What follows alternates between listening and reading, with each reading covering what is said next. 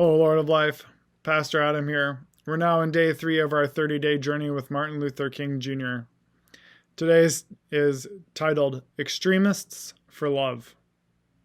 I must admit, I was initially disappointed at being so categorized, but as I continued to think about the matter, I gradually gained a bit of satisfaction from being considered an extremist. Was not Jesus an extremist for love? Love your enemies, bless them that curse you, do good to them that hate you, and pray for them which despitefully use you and persecute you.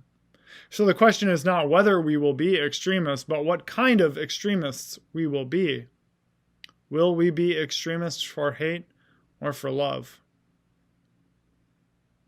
After the police arrested him for violating an injunction, King wrote his well-known letter from a Birmingham jail to influence white clergy in Alabama who publicly critiqued his demonstrations as too extreme and untimely.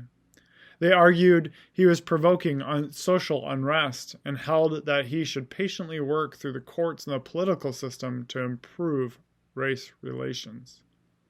In this excerpt, King clarifies the radical nature of Christian faith and witness.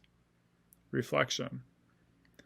Moderation is typically promoted over extremism. Being labeled an extremist is rarely good. Consulting a thesaurus, there are not a lot of admirable synonyms for extremism. Who wants to be painted as a fanatic, a radical, a dogmatist, or a diehard? But Jesus was unapologetically fanatical, radical, dogmatic, and diehard when it came to his witness of love. His love was so radical that he loved his enemies. He fanatically loved the outcast, the despised, and the marginalized of his society. His love was so extreme that he literally sacrificed his life for the salvation and redemption of all humanity. Please pray with me.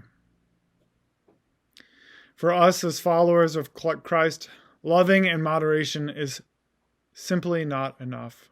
It is God's will that we strive to become love extremists. Like King, let us learn to rejoice and take pride in being labeled an extremist for love today and every day. Through Jesus Christ, whom all things are possible, we pray. Amen. Thanks. I'll talk to you soon.